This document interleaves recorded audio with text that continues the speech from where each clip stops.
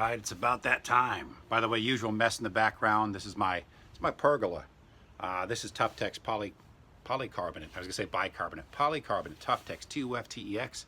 Built this a ways back, and as you've seen a little bit, it saved my butt because it's raining out a little bit right now. It's been miserable. I did a lot of street picking recently. That's over on Streets Shall Provide, my other channel. Yes, I have two, actually I have like 4 channels. So if I'm missing from this one, I'm probably working over on that one.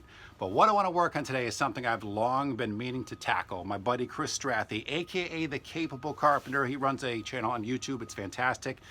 Link down below, The Capable Carpenter. Be sure to subscribe. This is his idea, his design. It's a Redneck hot tub, and we're making it today.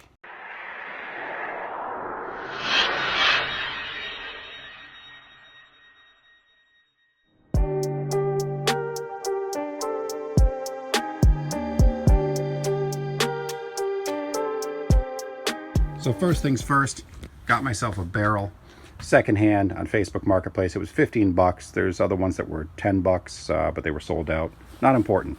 I'm going to strategically cut this, and I'm basically, you can see I started already. I'm cutting a giant window or pocket where I'm going to insert a stock tank, which is over here.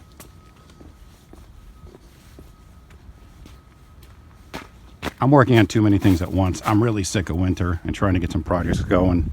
This I bought at Tractor Supply, which is a really cool store. I love that place. This was with tax, 110 smackaroonies, bucks, wampum, simoleons.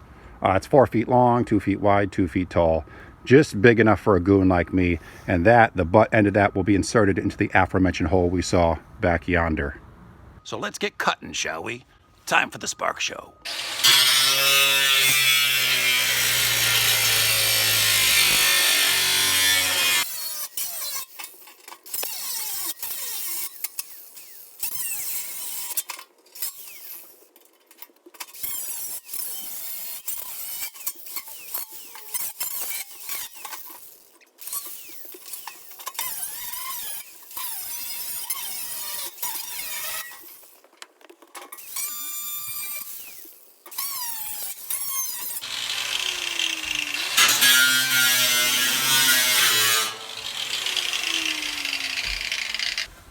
Yeah, I probably should be wearing gloves, but you know what they say. Live fast, die younger. Safety third. By the way, a little trick, because you're going to be burning through these grinder discs. If you lose the little special tool key that takes these things off to replace them, here's the tip. A lot of people don't realize this. It's tough to do it one hand while looking through the viewfinder. Just take some adjustable, pliers, needle nose pliers, and stick the ends in here, twist, and you can remove that thing pretty darn easily. So in a pinch, handy little tip there. So here's what we're going for. Next thing I'll have to do is cut a flue hole in the top if you want that, and just an opening that won't have a closing door to feed the fire. I'll show you one mistake I made is right here. I was cutting this too close to the crimp, forgetting that this is bent and recessed a little bit, so it cut this little gap here, which ultimately is not going to really be a problem. I can take some, chimney sealant or something and fill that in, and I'm sure I'll have some other mistakes along the way. But just be mindful of that. Learn from my mistakes. That was actually too easy. I didn't even use the hammer. I used the vice grip pliers and just grabbed each corner and bent it upward, and that was really, really easy. That is something you don't want to get cut on. Again, you should be wearing gloves doing this. I am not. I'm stubborn like that. And I usually do wear gloves. I'm just on a roll right now, and yeah, I'm probably going to get hurt because I'm being a fool. Don't do as I do. These little points, when I thread this thing over this mess, are attachment points where I can put in some self-tapping metal screws to secure this thing. And voila! I cut the hole. That's basically the opening to feed this thing. Probably my worst cut yet, but I'm getting really fatigued arm-wise. And I ran out of blades. They're like down to little spirally nubby things. And I have no more, so that kind of worked out somewhat nicely. You can see I decided to go with the shorter pipe, realizing that already this is like 6 feet and change in the air. I could have made the hole smaller. My cut wasn't that great. Sorry about the shaky camera. I've been sick for about 7 days. My hands, especially my right hand, are just shaky. I've been so fatigued. So I have to keep switching camera hands because I'm not fully better yet. But still want to work on stuff. I got, again, some furnace cement, things like that. Some all-weather stuff. I'm going to seal this up.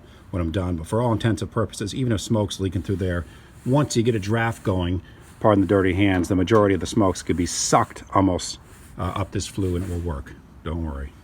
All right, fast forward to another day, and here's what we got, with a couple of recommended corrections or things I'm messing with. Here's as simple as it is. I'll hold in the shot for a little bit. Couple of pavers boost this thing up so that it fits height-wise, so it slips right in here. That butts against the top. My mistake is that I picked a barrel or had access to a barrel that didn't have a flat top. It had this punched out, dented top. I could work on that, but it's just kind of a mess. And because of that, there isn't a tight seal under here. As you can see, there's smoke escaping. I actually tried this the other night. It worked great. I'll show you in some upcoming clips when I use it anew. When I sat here, some of the smoke was really, really like 40-mile-per-hour winds. All the smoke was blowing in my face. I couldn't take it for too long. The water was fantastic though. Also getting some leaks here. I noticed later in the Chris Strathy version, he actually cut contours. Well, I did notice this before, I'll be honest. Cut some contours to fit these little indentations here. I started doing that, drew them out, but right in the first cut, kind of forgot and cut right through them. So I figured may as well just make it a straight cut. I'm thinking of taking some flashing and screwing it into this metal here. Of course, not into that, it'd cause a leak. And putting a piece here that's almost like a flap that would reduce that gap on either side right there. I save this piece from the main cutout. I can lean that against here, the burn chamber, where my access hole is for firewood as well. This looks like hell. Crapola. Right now, this thing looks like junk, especially because of those pavers. Looks like a meth lab in my backyard. I'm going to take a bunch of rocks I have and kind of landscape this. There will be maybe a little landing here, so when I come out here to take my nice soak, I don't get all muddy. And probably a pressure-treated walkway that takes me all the way to the concrete there. That is what I'm working on next, but through the magic of cinema, you won't see any of the work.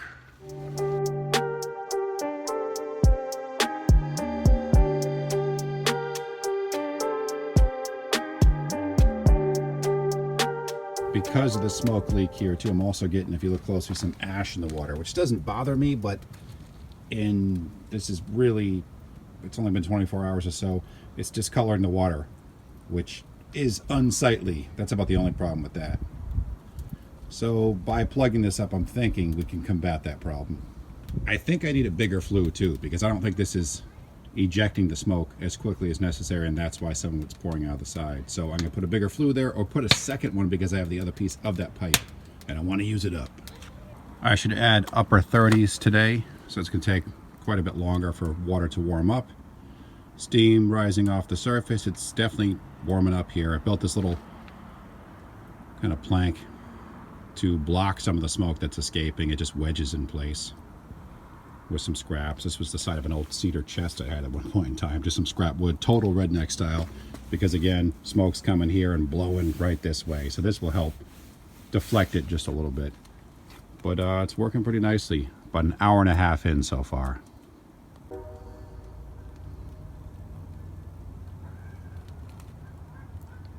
And there she is, getting there. I keep using that term, getting there, because I'm always gonna be tweaking things. Don't have the landing yet. Scrap wood from my boy Shippy. This was, believe it or not, the old cover for our septic system. It's been outside for like a year, so it's perfectly clean from like a year of rain. And she's nice and heated to the point where I think I cooked it too long. It hasn't even been 2 hours. It's probably too hot to go in right now, so I have to let it sit for a bit. Kind of a good problem. Mission accomplished. It's 20 something degrees out right now, and we're not letting the hot tub get as hot as it was yesterday. It was too hot, but it's really nice. I've been in here, I don't know, 10-15 minutes. It could be like a prune afterwards. This is to block the smoke, and you got to be careful how high you fill this, because with displacement, once I get in, some of it was overflowing. You don't want that putting out the fire. It's primitive, but it works. I'm happy. This is the third, fourth time we've used it, maybe. Yeah. So I ain't complaining.